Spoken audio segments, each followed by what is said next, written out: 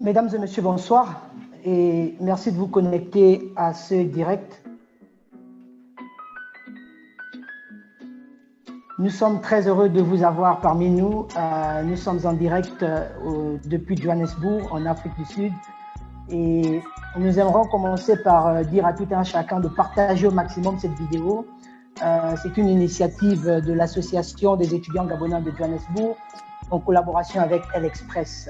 Donc, le groupe de l'Association des étudiants gabonais de Johannesburg est actuellement dirigé par le groupe Boma United qui, ensemble, ont prévu ou ont permis que nous puissions avoir ces moments où nous échangeons des étudiants et des professionnels en Afrique du Sud, parce qu'il faut dire que l'Afrique du Sud, qui au départ ne comptait qu'une communauté estudiantine, a plus ou moins mûri au fil du temps. Et aujourd'hui, nous avons des professionnels dont nous en sommes fiers et nous avons le privilège d'en avoir un parmi nous aujourd'hui. Et donc, l'objectif de cette discussion sera éventuellement de poser les questions que nous rencontrons la plupart du temps pour les étudiants, les questions reliées à leur domaine d'études envers un professionnel gabonais qui a fait le même parcours qu'eux et qui aujourd'hui travaille dans ce domaine-là en Afrique du Sud. Donc nous disons encore une fois de plus, bienvenue à tout le monde. Partagez la vidéo au maximum, posez vos questions, vous pouvez également like et nous ne manquerons pas de regarder vos commentaires et éventuellement apporter des réponses si possible. Donc pour démarrer cette émission, donc je tiens à rappeler que nous sommes ici au Gabonese Diaspora Show et le Gabonese Diaspora Show, donc s'il faille rapidement expliquer un peu de quoi il est question ici, c'est une plateforme qui couvre 3 objectifs particuliers. Donc premièrement, c'est de permettre à nos étudiants, les étudiants gabonais en Afrique du Sud et en Johannesburg en particulier, de mieux s'intégrer. Deuxièmement, également, nous permettons aux étudiants de classe de terminale de mieux s'orienter. De par les discussions que nous aurons, un étudiant de terminale pourrait éventuellement décider que je veux bien rentrer dans cette formation-là. Et troisièmement, mettre en lumière nos professionnels dont nous sommes fiers. Et donc, c'est un peu les 3 objectifs clés du Gabonese Diaspora Show of South Africa. C'est une plateforme créée pour assister l'étudiant gabonais en Afrique du Sud. Il contribue également à l'orientation de nos étudiants de terminale et valorise les compétences de nos compatriotes professionnels en Afrique du Sud.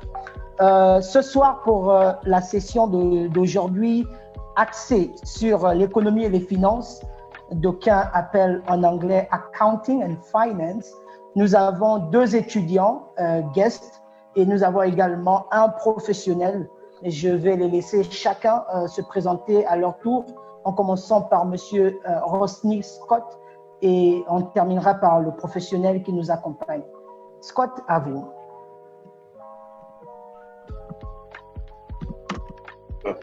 Bonsoir, merci encore pour l'invitation sur la plateforme.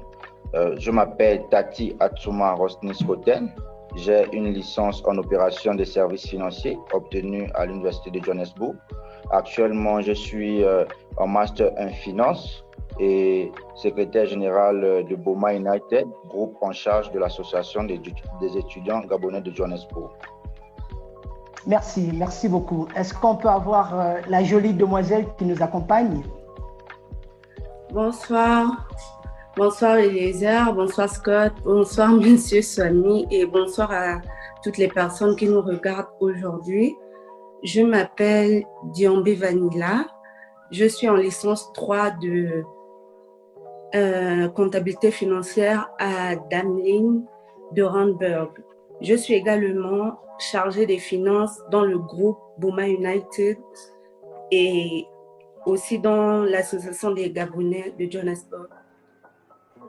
Ok, merci beaucoup. Je pense que nous accueillons maintenant notre aîné, Monsieur Swami. Bonsoir à tous. Merci encore pour la tribune. Ça faisait longtemps qu'on n'avait pas eu la possibilité de dialoguer, d'échanger avec nos cadets, c'est vraiment une opportunité qui mérite d'être saluée. Donc, de ce pas-là, je dis merci. Je m'appelle Stéphane Swami, je suis gabonais, principal économiste au cabinet conseil EBS Advisory. Et parallèlement, j'ai été président des professionnels gabonais résidant en Afrique du Sud. Voilà. Merci beaucoup. Donc, comme vous le comprenez déjà, nous sommes ici entourés des économistes et des financiers. C'est pas des moindres, c'est des personnes aguerries, des personnes qui travaillent et des étudiants en licence et en master. Donc, je pense que l'échange sera très fructueux. Si vous nous rejoignez à peine, n'hésitez pas à partager la vidéo, de commenter, de like et j'espère que vous en tirez le maximum de cette discussion. Donc, la façon dont les choses vont se dérouler là tout de suite, c'est que chacun de nos étudiants ont prévu des questions, des choses qu'ils ne comprennent pas, des choses qu'ils aimeraient savoir et qui seront adressées directement à M. Swami. Et donc, on donnera 10 minutes pour chaque question, après quoi nous aurons un petit break, donc 2 questions à la suite, ensuite un petit break de 5 à 10 minutes et nous reviendrons pour 2 autres questions, et histoire aussi de prendre les questions de ceux qui poseront sur Facebook et après nous allons simplement conclure sur ce pas. Donc, sans perdre de temps, nous aurons la première question de Mademoiselle Vanilla. Alors, qu'est-ce que vous avez prévu pour notre professionnel qui nous accompagne aujourd'hui? Merci, Eliezer. La question que j'ai pour M. Swami ce soir est de savoir, lui étant un Gabonais ayant trouvé un emploi en terre étrangère, j'aimerais savoir quelles sont les démarches à suivre lorsque l'on veut intégrer une société ou une entreprise de la place tout en ayant le statut d'étudiant étranger.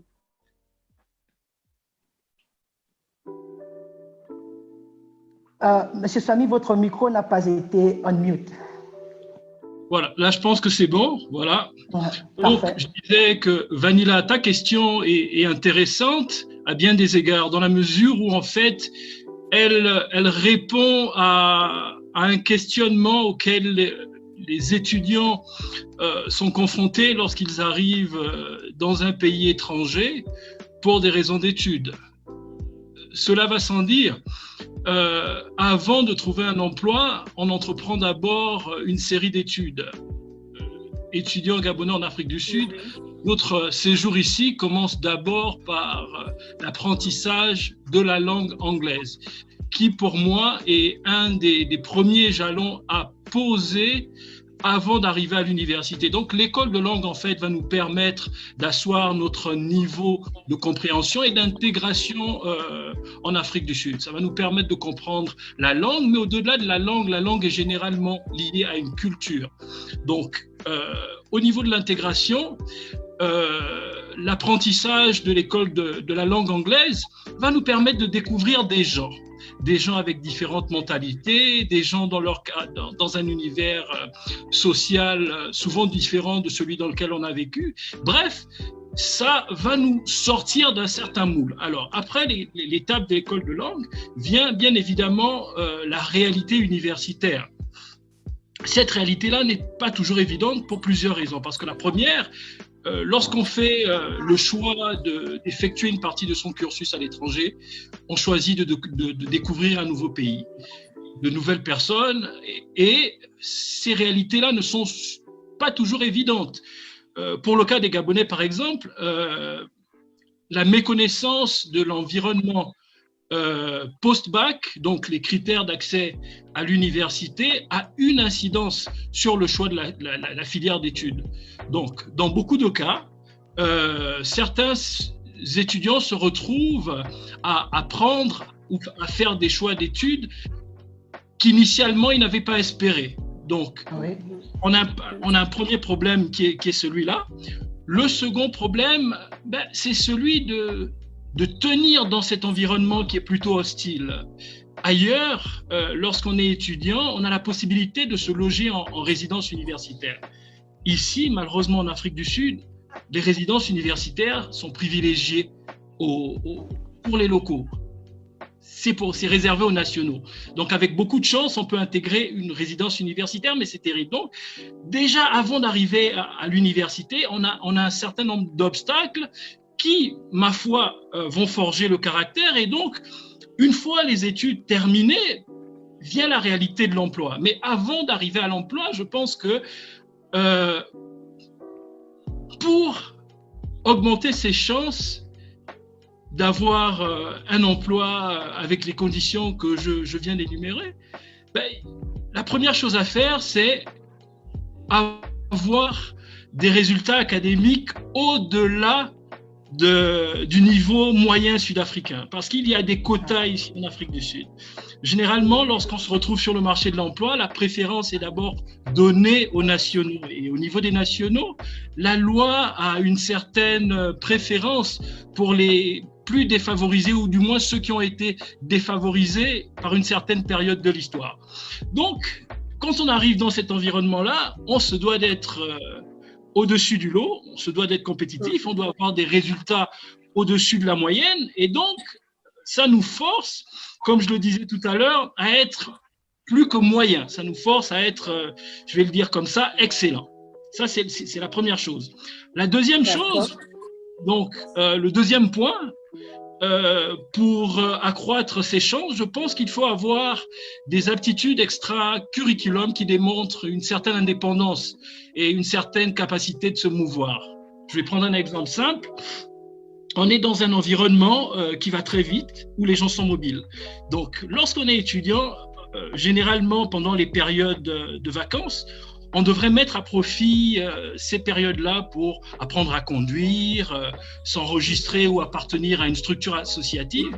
C'est autant de facteurs qui révèlent en fait l'indépendance de la personne, le leadership de la personne et la capacité d'entreprendre.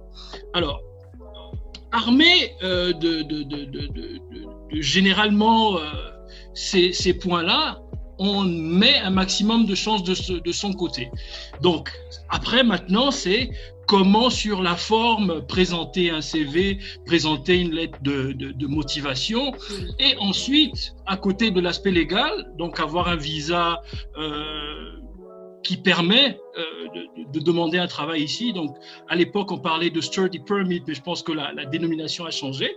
Donc, quand on est étudiant avec un visa étudiant, il est difficile d'intéresser les employeurs, sauf lorsqu'on est sud-africain. Bon, les Sud-Africains n'ont pas de visa, mais partant avec ces handicaps-là, donc il faut s'arranger à... Je vais essayer de me résumer rapidement pour passer au prochain point. S'arranger, voilà, à être brillant, s'arranger à être autonome, donc montrer une certaine... démontrer des aptitudes extra-curriculum qui démontrent une certaine indépendance, être en situation légale, donc avoir un visa qui permette de pénétrer le marché du travail. Et je crois que le dernier point que je n'ai peut-être pas évoqué avant de passer au suivant, c'est celui d'avoir un réseau de personnes en rapport avec le secteur d'activité dans lequel on souhaiterait travailler. Je vais prendre un exemple simple. Moi, j'ai fait économie. Lorsqu'on finit généralement un cursus d'économie, que ce soit en bachelor, en honors ou en master degree, la première chose qu'on veut faire, c'est on se dit je veux être junior économiste. Je veux être junior économiste, oui, mais dans quel secteur? Est-ce que c'est dans une entreprise? Est-ce que c'est dans une ONG? Est-ce que c'est dans une banque, etc., etc. Donc, en fonction du choix, je devrais initialement me rapprocher, que ce soit des profs, que ce soit des étudiants souvent regroupés en chambres ou en associations sectorielles. Et donc, à travers ces réseaux-là, généralement, il y a des opportunités qui se partagent. Il y a des opportunités de travail, il y a des opportunités de stage pendant les périodes estivales. Enfin bref, le réseau a ceci de particulier, c'est qu'il nous rapproche davantage de la réalité de l'emploi. Voilà. Alors là, c'est énormément d'informations qui sont données. Je suis juste super heureux que ce soit enregistré et que l'on puisse revenir là-dessus à chaque fois que l'on en a l'occasion. Mais je pense que Mademoiselle Vanilla, vous êtes tout à fait satisfaite de votre réponse. Mais ma question avait deux volets. Oui, juste avant que vous ne reveniez sur le deuxième volet de votre question, rappelez au public qui nous suit un point clé qu'a soulevé M. Swamy, c'est celui de faire votre permis de conduire quand on est en période de vacances. Parce que ce que l'on a remarqué, c'est quoi? C'est que les étudiants en période de vacances sont pressés de rentrer à Libreville, sont pressés de rentrer au pays, au village. C'est bien, c'est pas mauvais, la famille nous a manqué, on veut retourner aux sources, c'est parfait. Mais souvenez-vous qu'il est presque impossible en Afrique du Sud de trouver un emploi si vous n'avez pas un permis de conduire. Parce que le monde étant celui qu'il est aujourd'hui, le véhicule devient quelque chose de plus qu'important. Donc là, mademoiselle Vanilla, vous pouvez aller à la deuxième volet de votre question. Ok, merci Elisa. Monsieur Swamy, j'aimerais également savoir comment s'est passée votre intégration au sein de l'entreprise dans laquelle vous travaillez actuellement, ici à Johannesburg.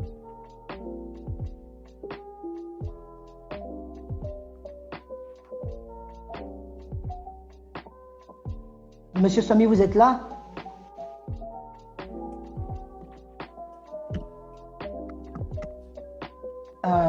Je pense que nous avons certainement perdu M. Swamy. Il reviendra de toute façon dans une minute ou une autre. Peut-être donner la parole à M. Rosny. J'ai vu, vous aviez une interrogation. Oui, M. Eliezer, effectivement, ma question serait adressée à M. Swamy, mais malheureusement, je pense qu'il n'est pas là. Nous devons juste l'attendre.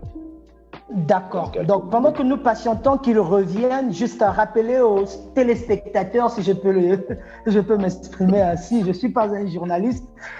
Nous sommes ici sur le Gabonese Diaspora Show of South Africa. Donc, c'est une initiative qui vient de l'union de Boma United, le groupe en charge de l'association des étudiants gabonais de Johannesburg et de la structure financière L-Express. Donc, quels sont les objectifs de cette plateforme? C'est éventuellement une plateforme créée pour assister l'étudiant gabonais en Afrique du Sud.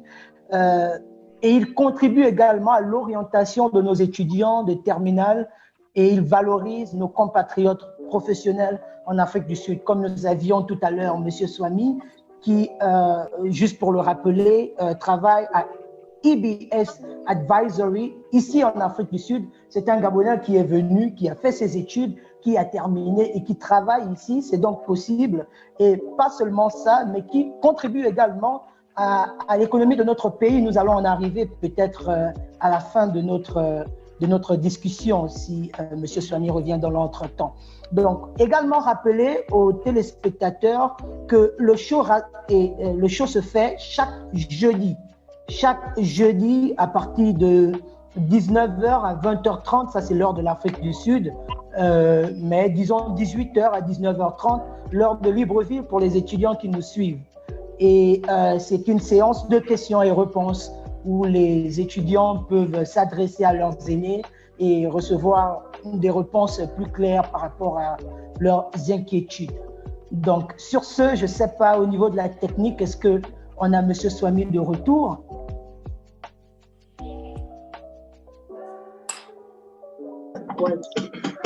Je suis de retour et malheureusement, comme ça avait été indiqué il y a quelques minutes, Eskom a procédé à un load shedding.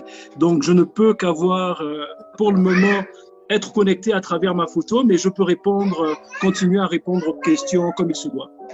Excellent, c'est votre voix qui nous importe le plus. Monsieur Rosny, à vous la parole alors pour la suite. Ok, merci encore. Monsieur Swamy, actuellement ma question, en fonction de ce qui a été dit tout à l'heure dans vos propos, j'aimerais savoir si, selon vous, les étudiants gabonais, quand ils arrivent en Afrique du Sud, ils sont très bien orientés par rapport au choix des études. Parce que force est de constater que sur le territoire sud-africain, très peu de Gabonais y restent pour travailler. Je dirais que le problème de l'orientation est un problème qui touche les étudiants gabonais depuis le Gabon. Beaucoup d'étudiants, avant le bac, ne savent pas toujours ce qu'ils vont faire. Et donc, ce n'est pas tant d'aller dans un pays ou de rester sur place qui va répondre à la question. Je pense que dans nos lycées, généralement, on a des conseillers d'orientation et pour ma part, ils ne remplissent pas réellement le rôle qui est le leur, à savoir édifier les étudiants sur l'existence de certaines filières d'études, mais surtout de l'adéquation entre la future formation et les réalités du marché de l'emploi. Donc, beaucoup d'étudiants se retrouvent à entreprendre, on va dire, des cursus qui, malheureusement, lorsqu'on regarde le pays d'accueil, que ce soit l'Afrique du Sud ou le Gabon, la réalité entre, je dirais, la corrélation entre la formation et la filière d'études et la capacité à pouvoir absorber les emplois, cette corrélation, elle est faible. Donc, la première conséquence majeure, c'est que une fois le cursus terminé, ces étudiants se retrouvent à la maison. Tout simplement parce que, par exemple, une filière pendant les 5 dernières années n'a pas produit de débouchés. Le marché du travail tel qu'il se présente au moment T n'absorbe pas les personnes sorties de l'université ou sorties de certaines formations. Donc ça, c'est un premier point. Je pense qu'au-delà des conseillers d'éducation, c'est une question de planification de l'État. L'État, à l'époque, on avait un ministère de la planification, mais je crois que ça fait partie de la planification de savoir quelles sont les tendances, quelles sont les évolutions du marché de l'emploi et projeter ces tendances-là, ou du moins les faire redescendre dans les établissements. Donc, c'est en fonction des réalités de l'emploi qu'on forme, c'est en fonction des réalités de l'emploi qu'on choisit les cursus et au final, selon la réalité de l'emploi, on a plus ou moins une chance de trouver un emploi au moment où on est à la recherche de l'emploi. Voilà. Okay. Monsieur Rosny, vous êtes satisfait? Oui, effectivement, d'où j'aimerais ajouter une autre question à cela. En tant qu'aîné, Monsieur Swami, quel serait le conseil que vous pourrez donner à vos petits frères qui viennent tout juste d'arriver sur le territoire sud-africain? Je dirais que déjà, si tu me permets de te tutoyer, très cher petit frère, aujourd'hui, le paradigme a changé. Alors, on est en situation de crise et avant cette crise-là, tu as dû constater que depuis peut-être 10 ans, peut-être même avant, depuis ces 15 dernières années, la capacité d'absorption des marchés de l'emploi, quel que soit le pays, a considérablement diminué. Elle a diminué tout simplement parce que le modèle de l'emploi a changé. Dans pas mal de pays, la fonction publique a une capacité réduite en termes d'absorption. Donc aujourd'hui, on est dans une configuration où les jeunes devraient penser à s'auto-employer. Qu'est-ce que ça veut dire? Ça veut dire qu'aujourd'hui, l'État n'a plus les capacités, ou les entreprises n'ont plus, beaucoup d'entreprises n'ont plus les capacités de supporter les jeunes qui sortent de l'école. Donc les jeunes devraient, de ce côté-là, se montrer beaucoup plus innovants. Donc, lorsque tu termines ton bac, tu devrais te poser la question de savoir si le marché du travail n'a pas la capacité de m'employer, vers quel modèle structurel je pourrais m'orienter. Est-ce que ce sont les PME, PMI? Si oui, quel type d'études pourrais-je entreprendre pour à la fin créer une petite et moyenne entreprise ou une toute petite entreprise? Tu me diras que même pour créer une entreprise, on a souvent besoin d'expérience professionnelle. C'est vrai.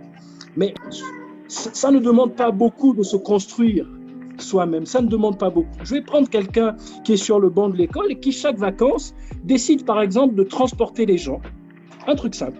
Les vacances, j'ai mon véhicule, je décide de transporter les gens. Mais à travers le transport, les gens qui reviennent du Gabon, les gens qui reviennent de France, je fais des connaissances, je rencontre des gens. J'ai la possibilité de présenter mon profil. Ça, c'est une chose. Donc, à travers le transport, je peux me vendre. Donc, à côté derrière le transport, mais le transport est une activité génératrice de revenus.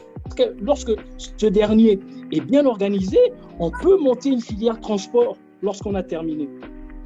Ça, c'était le cas du transport. Pour quelqu'un qui fait du marketing, on peut faire de la vente. Je peux choisir de faire des pâtisseries, je peux choisir d'acheter des t-shirts sur lesquels j'imprime, je ne sais pas, des logos d'entreprise, mon prénom ou quoi que ce soit, de manière à intéresser mon environnement immédiat. Et donc, à travers cette démarche-là, on se met déjà dans un état d'esprit d'auto-entrepreneur. Est-ce que tu vois? Donc, c'est autant de savoir-faire et de capacité que les jeunes de la génération actuelle devront mettre en place pour avoir des chances de générer des revenus, de créer des revenus.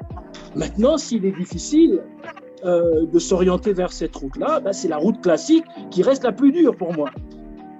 Aujourd'hui, trouver un emploi est 2 fois plus dur que créer une entreprise. Oui. À cause de la capacité d'absorption. Merci beaucoup. Rapidement, si ça revenait à un peu ce que Vanilla, à la question qu'elle posait, comment on fait finalement pour trouver un emploi? C'est se vendre, savoir se vendre, créer ou promouvoir son savoir-faire pendant qu'on est sur le banc de l'école, créer un réseau parallèle de personnes ou d'organisations en rapport avec la filière d'études qu'on veut faire, et voilà. Après, je dirais qu'il y a beaucoup de providence aussi. En effet, beaucoup de providence. D'accord, peut-être ne plus donner la parole à Rosny qui a énormément de questions pour venir sur la suite de notre programme avec Mademoiselle Vanilla. Juste rappeler une fois de plus, que nous sommes au Gabonese Diaspora Show et que c'est une plateforme qui permet d'orienter les étudiants gabonais, non pas seulement en Afrique du Sud, mais également depuis le Gabon. Alors Vanilla, votre deuxième question. On passe à la deuxième question ou on passe à... Parce que la première question avait 2 volets. Avec 2 volets. D'accord, je vous accorde le deuxième volet rapidement. Monsieur Swami, j'aimerais savoir comment s'est passée votre intégration au sein de l'entreprise dans laquelle vous travaillez actuellement en Afrique du Sud. Je dirais que l'entreprise pour laquelle je travaille en Afrique du Sud était la deuxième entreprise par laquelle je suis passé. Avant celle-là, j'ai fait, on va dire, près d'1 année dans une entreprise qui avait pour objectif de faire l'analyse financière et de certaines... on faisait l'analyse financière de certaines entreprises de façon à les rendre présentables sur le marché du crédit. Donc, avant ça, comme je le disais, j'avais créé ma propre entreprise où je faisais partie d'un groupe qui avait créé une entreprise dont le but était de vendre des services touristiques comme on en voit un peu partout dans la communauté aujourd'hui. Donc, il y a quelques années, on avait une entreprise qui faisait de l'accueil, qui faisait du transport et qui faisait des visites guidées. Donc, pour moi, c'était une façon, on va dire, pendant que je terminais mon master en économie, de m'occuper et pendant que j'envoyais mes CV, d'avoir une idée du marché de l'emploi. Donc, cette initiative-là m'a permis de rencontrer des gens, de transporter des gens, de rencontrer des gens. Donc, à travers les discussions, j'ai pu véritablement me faire un CV. Et donc, on va dire que c'est au début de l'année 2013 que j'ai été recruté par Citizen Capital Group. Donc, mon travail consistait à faire de l'analyse de données financières, calculer le retour sur investissement, etc. Et au bout de, on va dire, 10 mois, j'ai lu une annonce où ils cherchaient un économiste. Je me suis dit, ah tiens, ça va changer l'analyse financière que je fais. Mon cœur de métier ou la formation que j'ai reçue, c'est une formation d'économiste. Pourquoi ne pas essayer? Donc, j'ai envoyé ma candidature et ils cherchaient quelqu'un qui, fort heureusement, parlait français. Donc, ayant la chance d'être francophone, j'ai été appelé à l'interview, première interview, deuxième interview, et finalement, j'ai été retenu. Donc, les premiers mois, on va dire, j'ai été recruté en août 2013, on va dire d'août à septembre, c'était d'apprendre le métier. Ça comprendre le fonctionnement de l'entreprise. C'est un cabinet conseil et le conseil ou les services de consulting, les services de conseil de cette entreprise-là sont tournés vers les sociétés de capital investissement dans la structuration de leurs projets de haut de bilan, à savoir les fusions, les acquisitions. Et donc, il fallait comprendre la notion de calcul de risque. Donc, le premier mois, ça a été ça, comprendre la notion de calcul de risque et de gestion de ces risques-là. Et après 2 mois, j'ai été envoyé en immersion d'audit au Cameroun, au Burkina Faso et au Niger. 2 mois après avoir été recruté. Donc, août, septembre, en octobre, donc octobre, novembre, j'ai été dans ces pays-là en immersion. Et on va dire que l'immersion s'est très bien passée parce que j'ai eu la possibilité de voyager avec mon patron. Donc, il m'a évalué sur le terrain et a vu que j'avais une capacité d'échange et de communication avec les directeurs de banque que je rencontrais, avec le staff moyen et le staff technique. Et il m'a dit, tiens, en rentrant sur Johannesburg, je pense qu'on va davantage appuyer ta formation sur le contrôle du risque. Donc, on est rentré en novembre. J'ai continué la formation en novembre et en décembre. En décembre, j'ai été renvoyé, j'ai dû faire une autre mission, toujours dans le processus d'immersion. J'ai été envoyé en Côte d'Ivoire et au Cameroun. Donc, c'était pour la structuration d'un projet. Donc, un investisseur avait besoin de fonds, donc il fallait évaluer la conformité et le risque d'avant investissement et ensuite faire un rapport de conformité. Ça s'est bien passé. Et on va dire que les années qui ont suivi se sont faites dans cette démarche-là, la démarche d'apprentissage. Et au bout de 2 ans, je me suis vu confier une équipe. Donc, initialement junior, j'ai été proposé au bout de 2 ans, généralement c'est au bout de 3 ans, voire 4 quand on propose senior. Moi, au bout de 2 ans, on m'a proposé d'être senior et d'avoir à ma charge une demi-dizaine de jeunes qu'il fallait encadrer dans la gestion des procédures, la connaissance des procédures, la connaissance du contrôle, l'exécution du contrôle, etc. Et donc, c'est autant je veux dire, d'engagement qui m'ont permis, moi d'abord, de me responsabiliser, mais surtout de comprendre le métier. Et de manière graduelle, je suis passé d'un poste à un autre. Au bout de la 3e année, on m'a demandé s'il était possible de faire un modèle de rentabilité de l'entreprise qui voulait dans le temps s'implanter en Afrique de l'Ouest. Donc, j'ai monté ce modèle de rentabilité-là et il était question que l'entreprise ouvre des représentations d'Afrique de l'Ouest. Aujourd'hui, on est en 2020, l'entreprise a pu ouvrir 2 bureaux en Afrique de l'Ouest parce qu'initialement, j'ai pu présenter un modèle soutenable dans le temps et un modèle rentable. Voilà. Mademoiselle Vanilla, je pense que cela répond à votre question. Bien sûr. Déjà, je tiens à féliciter M. Swami, c'est un parcours brillant là. C'est tout ce qui nous rend fiers, nous, petits frères étudiants en Afrique du Sud, comme vous, voyant votre parcours, ça nous donne de l'espoir et ça nous permet de comprendre que c'est vraiment possible. Je ne sais pas, M. Swami, est-ce qu'il n'y a pas une possibilité que vous reveniez en caméra parce que le public vous demande, on cherche le live, on entend une voix qui vient comme du ciel. On sait pas. Le public devrait savoir qu'en Afrique du Sud, surtout depuis aujourd'hui, ils ont entrepris de couper le courant dans certaines zones et malheureusement, la zone dans laquelle je suis est sans électricité. C'est bien dommage. C'est bien dommage. Donc, pour toutes les personnes qui se posent des questions, je vois les questions. Voilà, le grand frère, M. Swami, est dans un endroit qui a été affecté par ce que nous appelons communément ici en Afrique du Sud le load shedding. Donc, c'est Eskom qui fait des caprices, comme qui dirait à Libreville, Dame SEG. Merci quand même d'essayer, grand frère. Merci énormément. Il est de retour. Voilà. Je Je vous partage ma peine. Merci, c'est mieux que rien. Voilà, sur ce, ça nous permet de continuer rapidement avant de prendre un break. Vanilla, la deuxième question. Ma deuxième question, j'ai dû l'annuler parce qu'elle rejoint la question que Scott a posée, la dernière question que Scott a posée. Donc, j'ai dû la changer. J'ai dû la changer. Et j'aimerais demander à M. Swamy de savoir, j'aimerais demander en fait quelle attitude devons-nous avoir lorsque nous aimerons avoir un parcours comme le tien. Je parle pour toutes les personnes qui ont apprécié votre parcours et qui aimeraient être comme vous.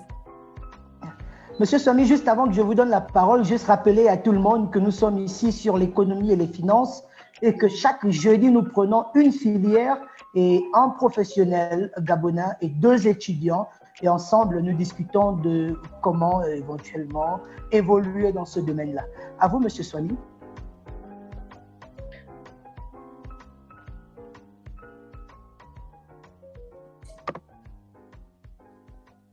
Ouh là, j'ai bien l'impression que nous avons une fois de plus encore perdu Monsieur Swamy.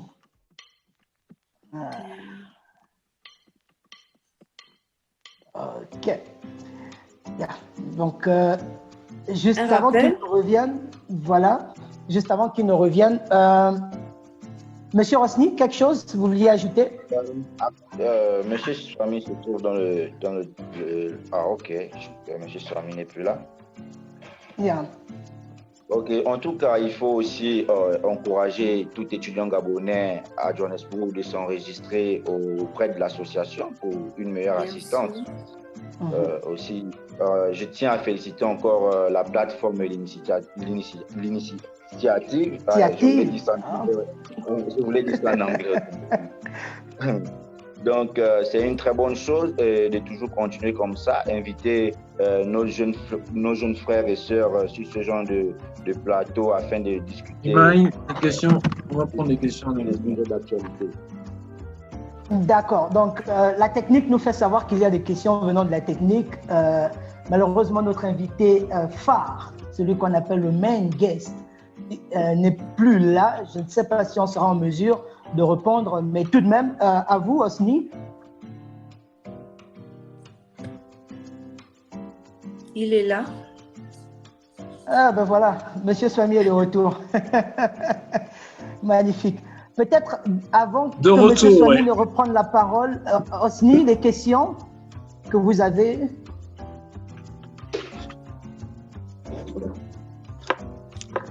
Ok, il me semble que Osni ne soit plus là. Alors, Monsieur Swamy, vous avez pu comprendre la question qui avait été. Oui, c'est quel conseil je pourrais donner inspiré de mon parcours? Quels ont été les motifs? Je dirais que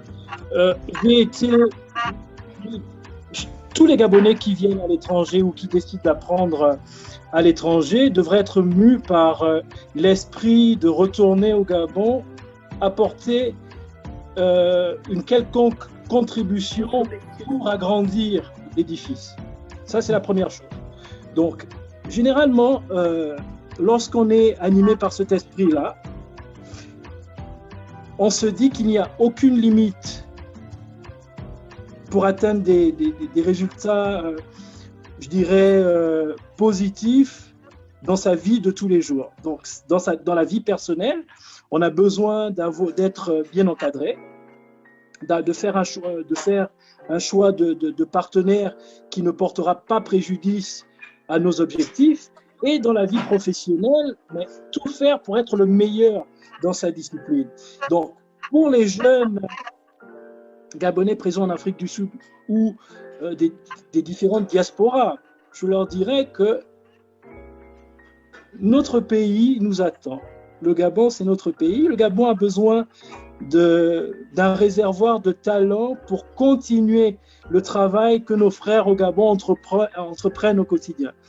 Donc, c'est fort de ces objectifs-là qu'on doit s'armer de bravoure et de courage, de façon que le moment venu, on puisse rentrer au pays et aider à la construction de l'édifice. Voilà. Ok, merci. Bien, excellent. Juste rappeler trois choses qui ont été dites là par M. Swami. Nous sommes privilégiés, ou pourrais-je dire, nous avons la chance d'avoir le français avec nous, qui est déjà une langue très demandée ici en Afrique du Sud. Donc, sur ça, également, chers étudiants, vous pouvez. Vous pouvez, M. Swami a pu, il est passé par le même parcours que vous et moi, étudier en Afrique du Sud, il est possible de réussir. Donc, sur ce, nous allons passer à la plage, du moins au break. Donc, c'est 10 minutes rapidement, 5 à 10 minutes rapidement, histoire de prendre un verre d'eau et nous reviendrons par la suite avec des questions un peu plus techniques. Allez, merci à tous.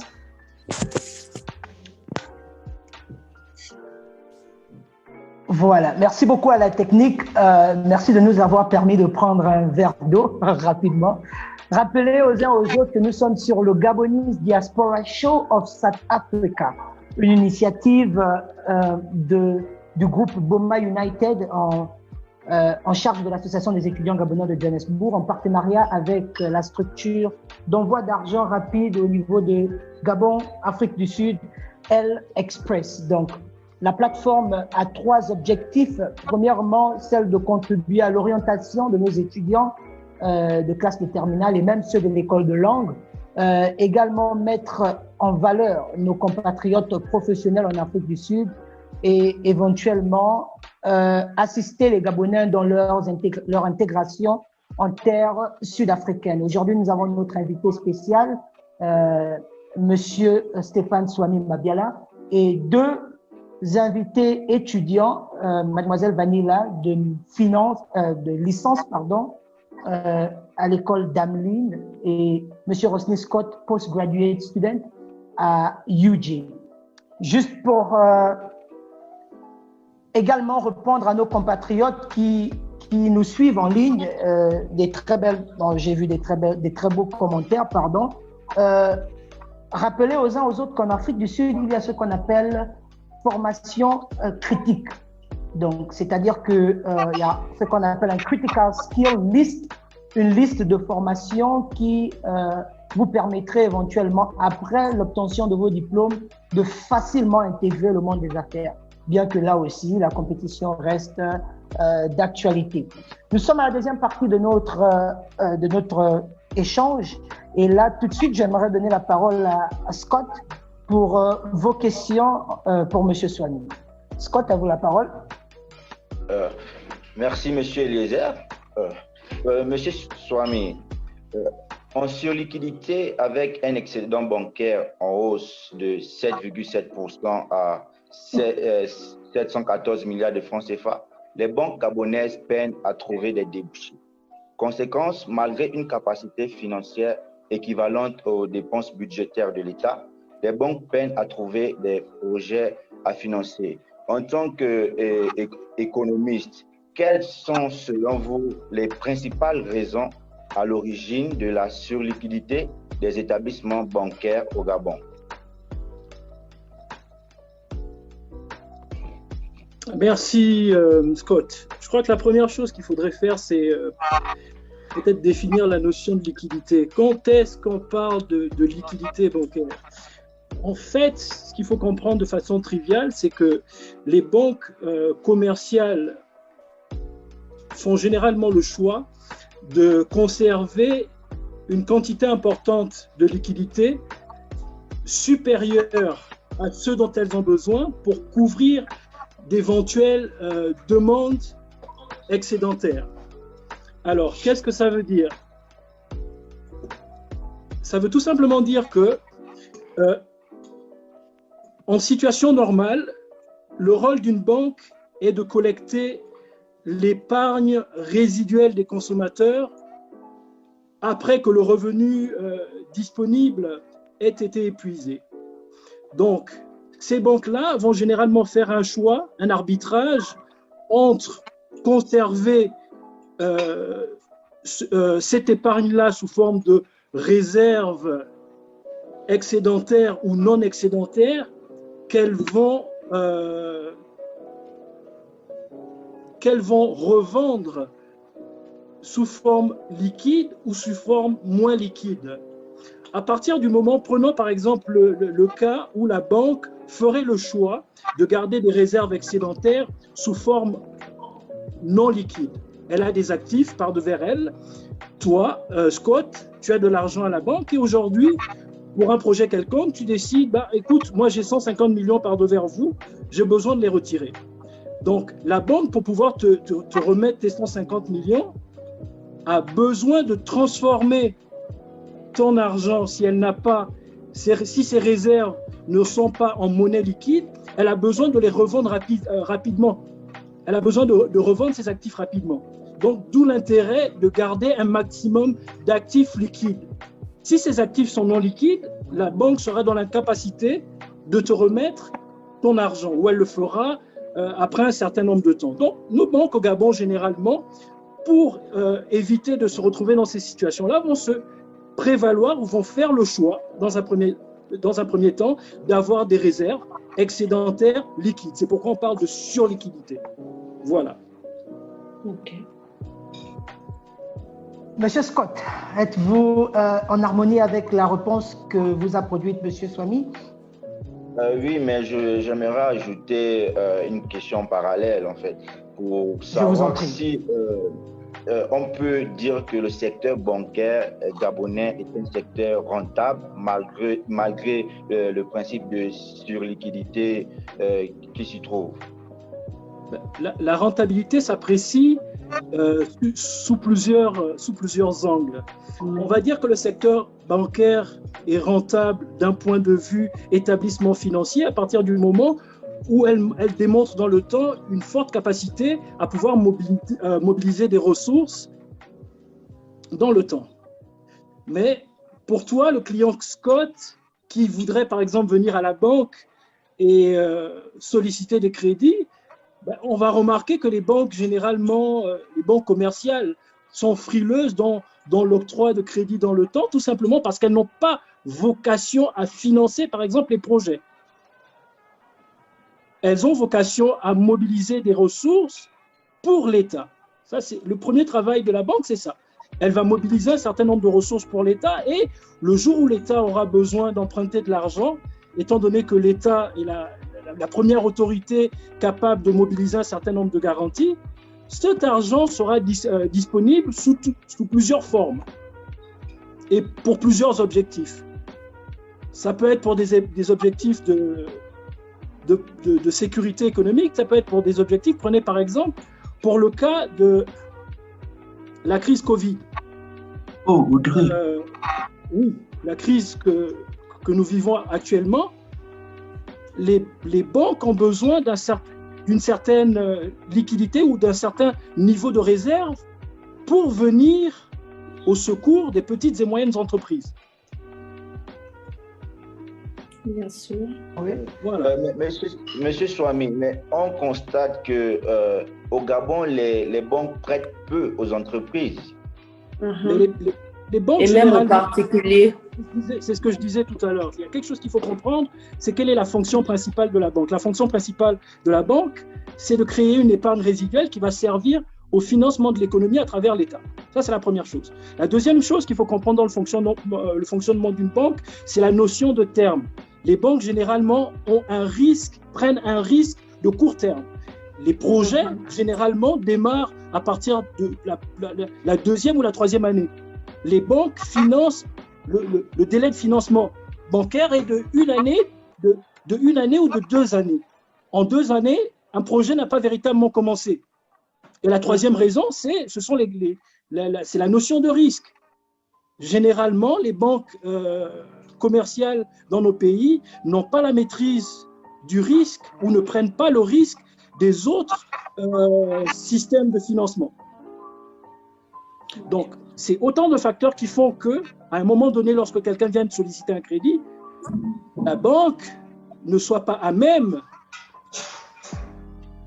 de proposer le crédit, sauf si c'est un crédit à la consommation, mais généralement, les crédits dédiés à l'investissement, les banques sont réticentes pour les raisons que je viens d'évoquer. L'État, étant le premier emprunteur, aura pour effet d'assécher je dirais les réserves de la banque, ce qui va renchérir le taux d'intérêt. Et donc, le résultat de ce renchérissement du taux d'intérêt-là va faire que lorsque quelqu'un voudra solliciter un crédit à des fins d'investissement, le taux d'intérêt sera trop élevé. On parle d'effet d'éviction. Ok. Donc, c'est autant de raisons qui font que les banques commerciales classiques aient du mal à financer des projets d'investissement à cause de la durée. Et à côté du facteur durée, il y a l'aspect garantie. Lorsque Scott vient à la banque pour solliciter un crédit, je dirais, de 50 millions, qu'est-ce qu'il offre comme garantie à la banque? Qu'est-ce qu'il présente comme corollaire à la banque?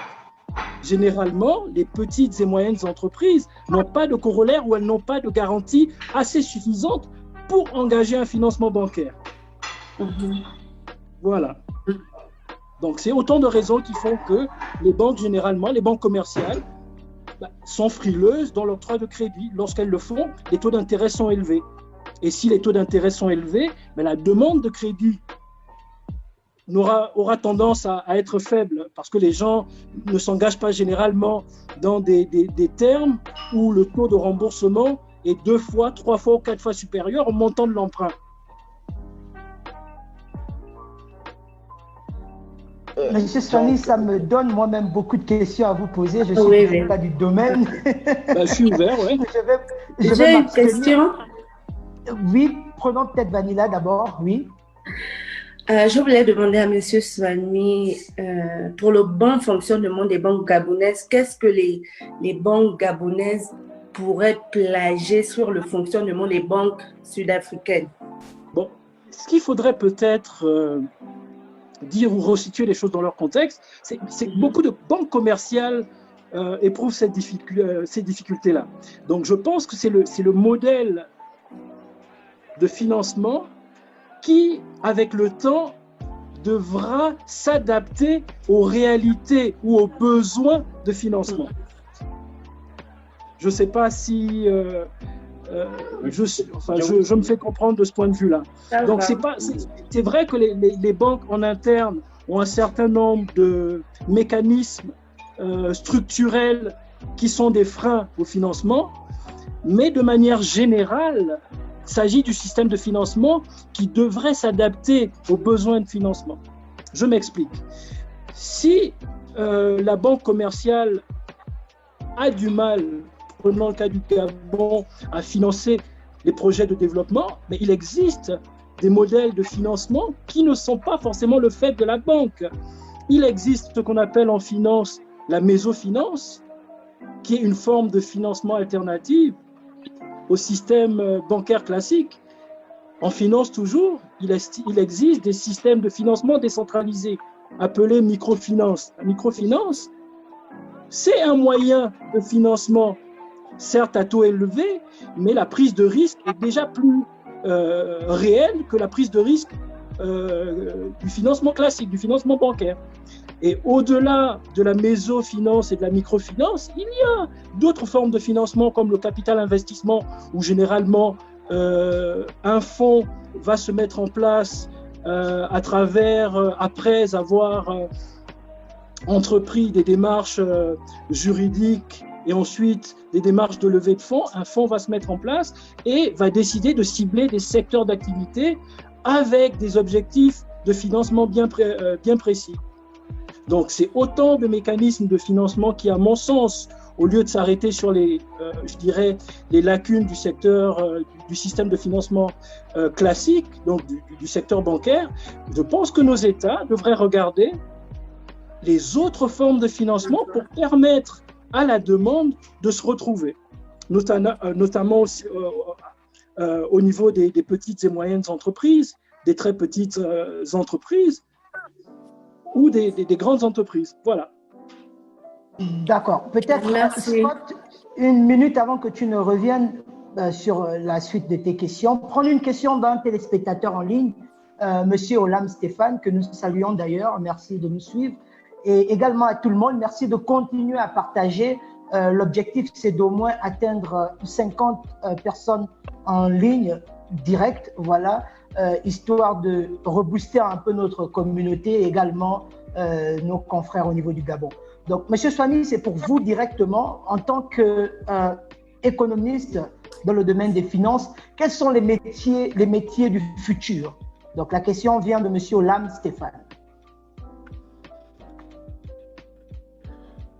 Oula, merci Stéphane pour cette question-là. Moi, on va dire que j'ai un penchant pour les métiers liés au capital investissement, aux prises de participation, à la fusion, aux acquisitions, parce que, en fait, et comme je le disais, aux formes de financement alternatifs au financement classique. Pour ma part, je dirais que ces métiers-là sont au cœur des problématiques actuelles, parce qu'elles permettent, en fait, d'adresser de manière directe les problèmes de financement des petites et moyennes entreprises. Pourquoi je m'attarde sur les problèmes de financement des petites et moyennes entreprises? Pour la simple raison que la PME, PMI, généralement est créatrice d'emplois. On va prendre le cas d'Afrique du Sud. L'industrie de la PME en Afrique du Sud représente, en termes d'emplois, 47% de l'emploi global en Afrique du Sud. Et c'est à peu près 60% du GDP. Donc, c'est dire que au niveau économique, les petites et moyennes entreprises ont pour effet de créer des richesses, de créer des revenus et de créer une certaine dépendance au niveau du bas de la pyramide. Chez nous au Gabon, aujourd'hui, lorsqu'on regarde le taux de chômage des jeunes, il est au-dessus de 40%. Mais je pense que la création de petites et moyennes entreprises serait une réponse au chômage des jeunes. Mais derrière la création d'une petite et moyenne entreprise, il y a le problème de financement. Le jeune, lorsqu'il veut créer son entreprise, il va dire « Ah oui, mais écoutez, j'ai besoin de moyens. » Donc, avant les moyens, il y a un esprit que les jeunes devraient embrasser. Donc, à côté de l'emploi classique, il y a l'emploi des jeunes, qui est celui de la création d'entreprises. C'est se réinventer, c'est innover, c'est aller vers les défis actuels qui sont ceux de l'emploi. On parle de l'employabilité des jeunes, on parle de l'emploi des femmes, etc., etc. Donc, c'est aller à travers ce genre de canaux-là que les jeunes, à mon sens, augmenteront leurs chances de devenir autonomes et de créer véritablement de la valeur dans l'économie. Je pense, Monsieur Swami, que c'est là où toute la question est, parce que nous sommes une diaspora, il est également de notre devoir de penser au développement de notre pays. Et selon le système bancaire, comme le disait Tonto Vanilla, il est difficile aux banques du Gabon d'octroyer des fonds aux investisseurs, ou du moins aux petites et moyennes entreprises, aux petits entrepreneurs. Pourquoi? Faute de garantie, comme vous l'avez dit. Quelle est donc la solution, j'aimerais dire, pragmatique à ce problème? Je pense avoir répondu à la question en disant qu'il existe aujourd'hui des formes de financement qui prennent de l'ampleur même au Gabon. Au Gabon, vous avez des sociétés ou des compagnies comme Cofina qui font dans la mésofinance, donc qui financent dans le cœur de métier et le financement de la petite et moyenne entreprise. Il y a à peu près 2 semaines, Cofina Gabon est parvenu à lever environ 4 milliards de francs CFA auprès de la Banque africaine de développement. Ils sont parvenus à lever 4 milliards pour assister les PME, PMI gabonaises en cette période de difficulté ou en ces temps difficiles. Donc, c'est dire qu'il y a des capacités excédentaires au niveau de l'offre de crédit qui se met en place et il revient aux jeunes déjà de savoir qu'elles existent, des formes de financement alternatives à la banque. Donc, ces formes-là, elles existent. Je prenais le cas de Cofina, mais on peut prendre le cas de la FINAM, on peut prendre le cas de la régionale d'épargne et de crédit. Il y a autant de formes de financement alternatives au Gabon en place qui aujourd'hui donne une chance aux jeunes entrepreneurs, aux jeunes promoteurs de projets, que ce soit agricoles, immobiliers, etc., de se réaliser. Donc, la première chose à faire, c'est d'avoir l'information. À partir du moment où on a l'information, c'est de créer un business model. Qu'est-ce que je veux mettre en place? Quel est le besoin? Quels sont les besoins du marché gabonais? Aujourd'hui, le Gabon importe en dizaines de milliards des denrées alimentaires. C'est dire que sur place, on a du mal à produire. Donc, on a un sol fertile, on a une main-d'œuvre jeune, on a beaucoup de jeunes qui ne travaillent pas au sortir des universités, mais c'est autant d'opportunités d'emploi d'emploi et de création de richesses. Non, merci, M. Swami. Je pense pour les personnes qui nous rejoignent à peine, donc nous sommes au Gabonese Diaspora Show of South Africa. Ici, nous avons une plateforme pour les étudiants et professionnels gabonais en Afrique du Sud. Merci encore à M. Swami qui est notre main speaker et nous sommes sur le thème économie et finances pour ceux qui nous rejoignent à peine. La Bible dit quelque part, M. Swami, que mon peuple meurt faute de connaissances. Et je pense que c'est le verset qui affecte le plus notre pays aujourd'hui et peut-être le monde, parce qu'on a l'impression que l'information est parfois cachée. Aujourd'hui, je découvre Kofinam Gabon, qui fait des levées de milliards et qui est prêt à supporter des entrepreneurs. Beaucoup d'autres personnes peut-être ne savent pas. Quelle est donc la solution pour rendre cette information publique? Eliezer, tu as pris le cas de la Bible, mais je prendrais le cas de cette même Bible dans Matthieu 7,7 qui dit « Cherchez, vous trouverez,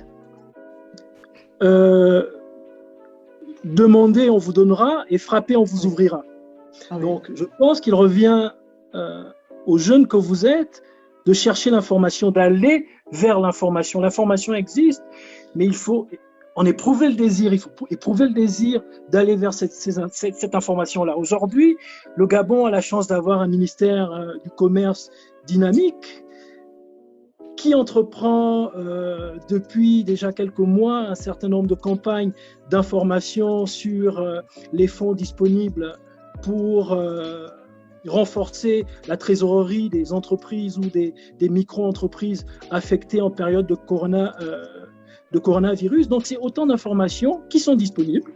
Il revient à chacun d'aller vers l'information et d'en faire bon usage. Voilà. Tout à fait. Demandez et l'on vous donnera.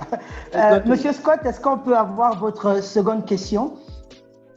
Oui, je voulais revenir sur le fait que Monsieur Swami vient à peine de mentionner les petites et moyennes entreprises qui seraient une réponse au chômage des jeunes au Gabon. Quelle serait donc la politique à appliquer de la part de l'État face à cette situation? Je dirais que l'État, généralement en période de crise, essaie d'avoir des politiques de relance, des politiques de création d'emplois, de façon à ce que le tissu économique puisse redémarrer, que le bas de la pyramide, donc la population, puisse devenir moins vulnérable. Donc, généralement, il existe plusieurs mécanismes de sortie de crise. Tout à l'heure, je prenais l'exemple de l'État qui a mobilisé l'équivalent de 495 milliards de francs CFA auprès des banques gabonaises pour venir en aide aux entreprises. Ça, c'est une formule. Je pense que la formule la plus pratique serait de recréditer les promoteurs gabonais en soldant la dette interne. La dette interne, c'est une créance que l'État gabonais tient par-devers elle et qu'elle devrait normalement mettre à disposition des entrepreneurs. Donc, en le faisant, ces entrepreneurs-là seraient en mesure de veiller au bon fonctionnement de l'entreprise, couvrir leurs charges courantes et surtout d'éviter les défauts de paiement pour celles qui ont des charges élevées, pour celles qui ont des crédits auprès des banques. Donc, éviter le défaut de paiement. Donc, l'État, je vais me redire, l'État, dans un premier temps, à mon sens, devrait payer cette dette interne-là et l'a déjà fait, mettre dans une plus grande disposition des capitaux qui permettraient aux PME et aux PMI en difficulté de se relancer. Voilà. Monsieur Swami, on se rend compte aussi que certaines PME ne sont pas en règle en ce qui concerne les documents et le reste. Voilà pourquoi certaines banques choisissent la prudence dans l'octroi de crédit. Alors, comment faire pour amener ces PME à être en règle avec l'État et en règle avec les différents établissements bancaires? Je crois que c'est le dilemme secteur informel versus secteur formel. Qu'est-ce qui justifie généralement que les gens se trouvent en situation informelle?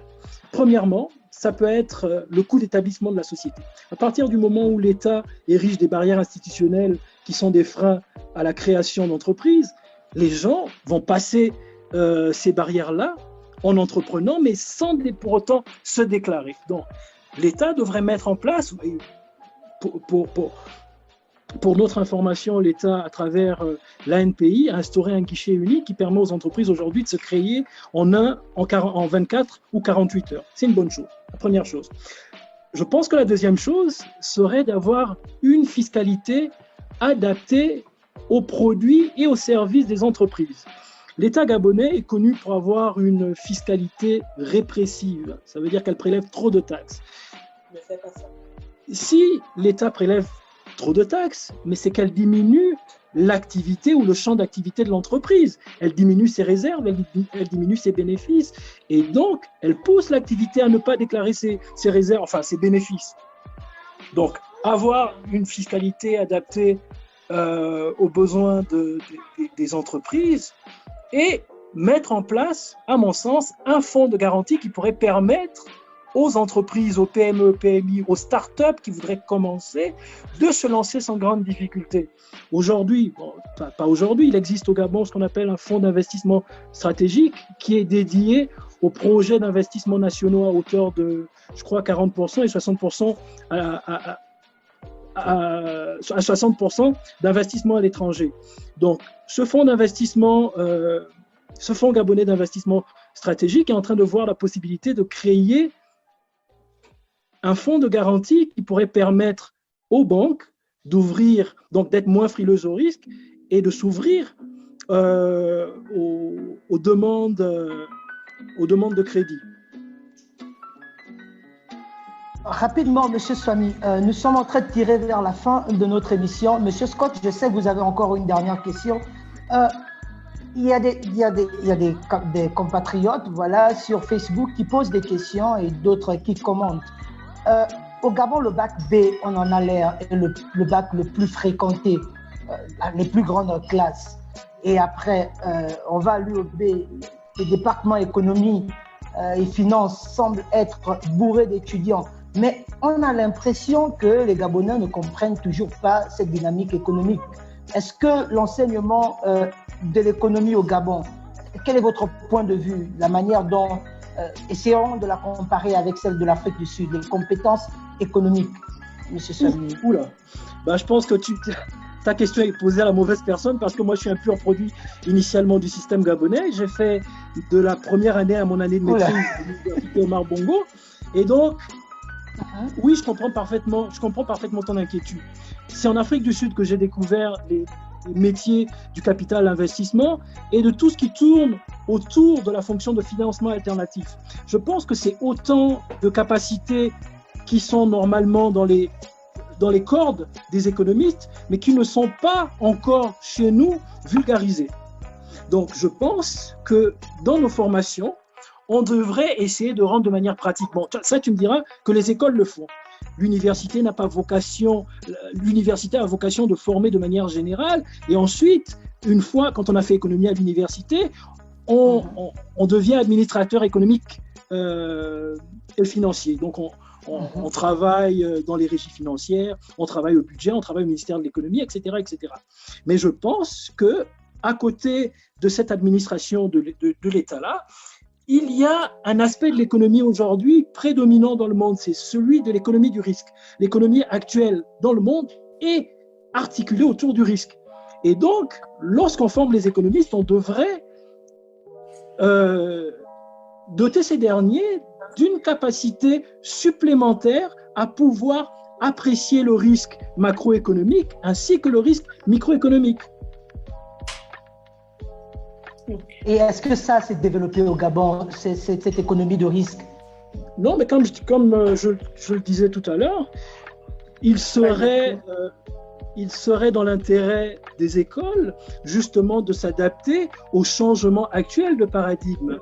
L'économie mondiale étant une économie de risque, essayer de proposer des filières d'études qui répondent aux besoins liés au risque.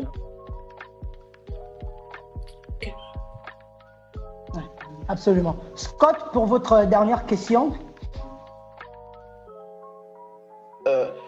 Oui, bon, Monsieur Swami, étant gabonais d'origine, j'assume que vous avez dû avoir recours aux services bancaires gabonais.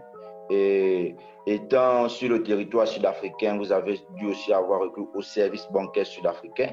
Donc, ma question serait de savoir quelle est la plus grande différence entre les banques sud-africaines et les banques gabonaises en termes d'investissement. Je dirais que d'investissement, je ne comprends pas bien la question, mais je vais essayer de répondre avec le peu que j'ai compris. Je crois que le problème des banques commerciales chez nous, et particulièrement au Gabon, c'est the ownership, la propriété des banques. À partir du moment où une banque n'appartient pas à un pays, la décision, les différentes décisions prises par la banque à l'extérieur vont affecter le fonctionnement de la banque à l'étranger. Et donc, c'est un problème majeur en Afrique du Sud. Les banques sont pour les trois quarts, elles appartiennent à ce pays-là. Ces banques, elles sont, je dirais, autonomes. Donc, l'autonomie de la banque, pour moi, est vitale parce que n'oublions pas que la banque est liée à la monnaie. La monnaie est un outil de politique économique, mais dans le volet monétaire, elle permet d'ajuster l'économie au niveau de l'inflation. Donc, nos banques commerciales sont généralement reliées ou dépendent des banques centrales, et malheureusement, nos banques centrales ne sont pas autonomes. Qu'est-ce que ça veut dire? Ça veut dire que nos banques centrales ne peuvent pas, pendant longtemps, n'avaient pas la possibilité de changer. Pas tant au niveau du change, mais je parle de la politique monétaire. Le levier monétaire n'est pas existant dans la politique économique. On a plutôt tendance à jouer sur le levier économique à travers le déficit budgétaire et les autres manœuvres économiques, mais le levier monétaire, il est inexistant. Et donc, pour revenir sur l'autonomie des banques, je pense que nos banques l'État gagnerait à avoir des banques nationales et donc autonomes qui leur permettraient d'avoir une diversité des services, parce que lorsqu'une banque appartient à l'étranger, c'est généralement les services de l'étranger qui sont copiés-collés sur le pays d'activité. À partir du moment où vous décidez de créer votre banque, il y a un plus grand choix dans les produits financiers, dans les services à proposer, et donc dans la proposition de services matures financiers. Les services financiers en Afrique du Sud sont matures. Je vais revenir, elles sont matures, mais elles sont surtout bien régulées. Je vais revenir sur la crise financière de 2009. L'Afrique du Sud, le système financier mondial s'est effondré, mais fort a été de constater que les banques sud-africaines ont été résilientes à cause de leur structure, à cause de l'autonomie de ces banques-là, et surtout avec leur rapport avec la Réserve fédérale. Donc, c'est autant de points de divergence qui fragilisent, je dirais, les banques commerciales au niveau de l'Équateur. Moi, j'ai une question. Rapidement, il nous reste environ 14 minutes. Vanilla. Okay. Monsieur Swami, j'aimerais savoir quels sont les avantages pour un pays de posséder sa propre monnaie, en fait. Et les inconvénients aussi. Et juste pour ajouter à cela, au début de l'année, nous avons entendu parler de l'écho partout en Afrique, partout au-dessus de l'Afrique de l'Ouest. Qu'est-ce que vous en pensez, Monsieur Swami, sur la monnaie écho? La monnaie, comme je le disais tout à l'heure, est un outil de politique économique. Elle est utilisée pour plusieurs raisons. Pour des raisons d'échange, pour des raisons de change. Elle est utilisée pour lutter contre l'inflation. Donc, à partir du moment où un pays a sa propre monnaie, il est beaucoup plus autonome. Donc, c'est un problème du Sud. Voilà, c'est un problème de souveraineté. Mais n'oubliez pas que la monnaie repose sur des principes, sur un principe fondamental qui est celui de l'échange des biens et des services, de la capacité à pouvoir produire les biens et les services.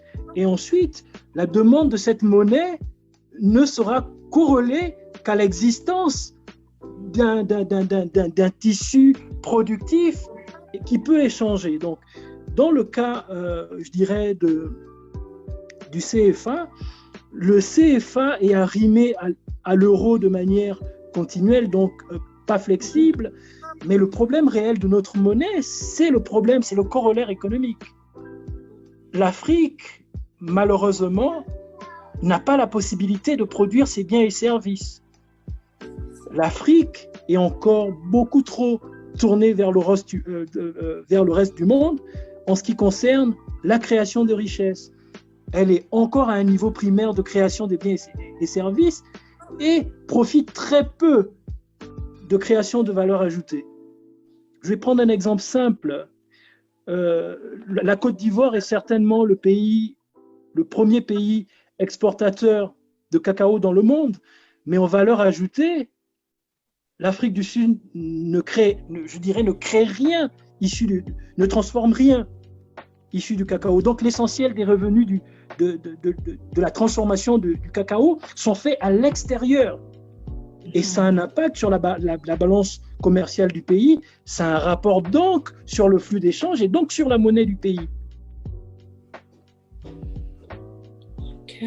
Rapidement, donc, pour prendre pour des raisons de souveraineté, l'idéal serait d'arriver à avoir, je dirais, sa propre monnaie, mais pour en arriver là, il y a des conditions d'existence, des conditions nécessaires et suffisantes qui sont la mise en place d'un tissu industriel, d'un appareil productif compétitif, avec, comme je le disais, un secteur des PME, PMI dynamique. Voilà, entre autres, il y a tellement de facteurs adossés à la création de la monnaie qu'on pourrait y passer la soirée. Absolument. Je vais prendre rapidement un dernier téléspectateur. Il s'agit de mademoiselle Orlane Swami, ou madame. Beaucoup de jeunes entrepreneurs ne savent pas vers où se tourner au Gabon pour la réalisation de leur PME, manque de connaissances. Aussi, ces organismes sont-ils fiables? Donc la question, je pense, est à deux volets. Où se tourner pour la régularisation des PME et est-ce que ces organismes sont fiables? On a parlé de Cofina, Gabon, je crois bien. J'ai de l'électricité. Régularisation. Voilà, l'électricité est revenue. À la fin. Donc, je disais, tout à l'heure, je dis...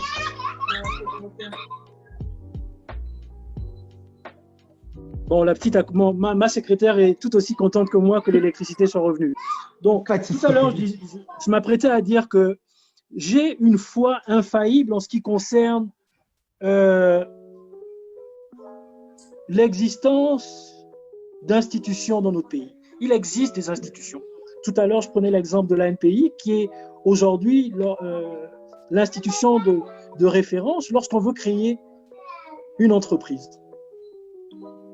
L'ANPI. Donc oui, il existe des institutions ou des organes qui permettent de faciliter les démarches de création d'entreprise. Sont-elles fiables? Je dirais oui. Je dirais qu'elles sont fiables parce qu'aujourd'hui, on arrive à créer une entreprise en 48 heures. Mais après, comme je disais, le plus dur, ce n'est pas le temps de créer l'entreprise. Le plus dur, c'est de savoir quel type d'entreprise on veut créer. Prenez par exemple quelqu'un qui voudrait vendre des gâteaux. A priori, on penserait à faire une entreprise unipersonnelle. Mais quelqu'un qui n'a pas d'information et qui, à la place, voudrait créer une société anonyme ou une société à responsabilité limitée, ça lui prendra plus de temps. La démarche juridique n'en sera que plus compliquée et à la fin, il se retrouvera découragé et aura l'impression que créer une entreprise au Gabon, c'est la mer à boire, alors qu'il n'a pas forcément identifié quel est le besoin réel sur le marché, quel type d'entreprise obéit à la satisfaction de ce type de besoin et donc vers qui me tourner. Il existe des cabinets au Gabon, des cabinets juridiques, des cabinets d'accompagnement qui sont là justement, qui sont dédiés à l'accompagnement de création d'entreprises. Merci. Donc, il nous reste pratiquement 5 minutes, histoire de rappeler à tous ceux qui nous rejoignent juste maintenant que vous êtes sur le Gabonese Diaspora Show of South Africa. C'est une plateforme créée pour assister les étudiants gabonais en Afrique du Sud et également pour aider ou contribuer à l'orientation de nos étudiants des terminales ou de l'école de langue vers les différentes universités ou formations. Également valoriser nos compatriotes professionnels en Afrique du Sud. Donc, nous sommes une diaspora. C'est également important de discuter de ce qui affecte notre pays et d'apporter notre modeste contribution. Je me retourne une fois de plus vers vous pour le mot de fin de tout un chacun. Peut-être commencer par Mademoiselle Vanilla. Qu'est-ce que vous prenez au sortir de cette discussion? Je tiens d'abord à dire merci à M. Swami d'avoir participé au show, car ces explications nous ont beaucoup instruits, nous ont beaucoup ouvert en fait, et nous ont inspirés parce qu'il a un parcours de ouf et je le remercie. Et j'encourage les Gabonais à venir s'inscrire dans l'association des Gabonais de Johannesburg. Voilà, inscrivez-vous parce que c'est la seule plateforme que nous avons pour vous, vous écouter et éventuellement vous aider. Monsieur Scott, mot de fin? Merci encore. Je tenais à remercier la présence de tout le monde et surtout la présence de Monsieur Swami parce qu'on a pu discuter des sujets très importants qui concernent le secteur bancaire gabonais. On a touché, à travers notre échange, j'ai pu retenir le fait que les PME peuvent contribuer à la réduction du chômage des jeunes dans notre pays. Il serait mieux aussi que certaines politiques puissent être mises en place. Donc, je pense que cette plateforme est très intéressante parce qu'elle permet à nos jeunes professionnels et compatriotes de s'exprimer sur des sujets d'actualité. Donc, c'est ce que je peux dire. Et merci, M. Swami, pour votre présence. D'accord. M. Swami, votre mot de fin?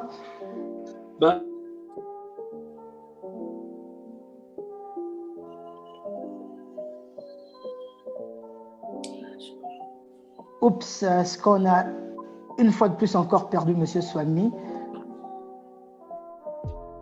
Alors peut-être pendant qu'il revient rapidement. Ok, non, vous êtes là, d'accord, M. Swami?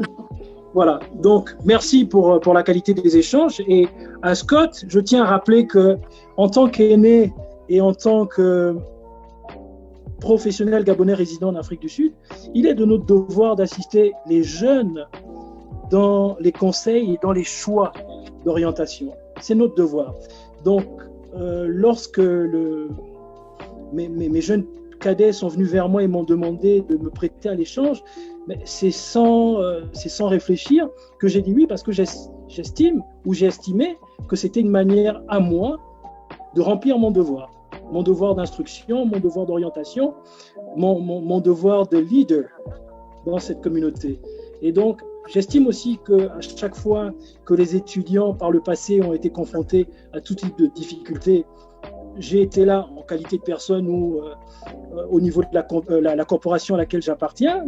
Mais aujourd'hui, maintenant que le monde est en train de se muer est en train de vivre un changement sans précédent, il n'est plus que jamais d'actualité d'échanger avec les jeunes sur des sujets aussi passionnants que l'employabilité, la création d'entreprises. Donc, ça a été un plaisir pour moi d'avoir échangé avec vous, en espérant que ce projet-là est le premier et surtout fera sortir de là un certain nombre d'initiatives qui permettront aux jeunes de se mouvoir et de davantage s'émanciper. Donc, encore une fois, merci et voilà. Merci à vous, Monsieur Swami. Donc, merci également à vous, chers étudiants, d'avoir participé à cette première édition du Gabonese Diaspora Show of South Africa. Juste rappeler, avant de clôturer, que le show est tous les jeudis de 19h30, ou du moins de 19h pile, pardon, à 19h30, heure du Gabon, 18h pile à 19h30. Donc, à chaque fois, nous aurons un conférencier ou un main guest, un invité principal professionnel en Afrique du Sud et 2 étudiants de la même filière. La semaine prochaine, nous parlerons de l'IT, donc Information Technology. Nous aurons également 2 invités, un invité et 2 étudiants, et nous discuterons ensemble sur l'employabilité dans ce secteur d'activité-là et éventuellement la contribution pour notre pays, le Gabon, et également les universités et toutes les questions relatives à cela. Pour l'heure, je vous remercie d'avoir participé à l'émission et bien de choses à vous. Bonne soirée. Merci. Merci.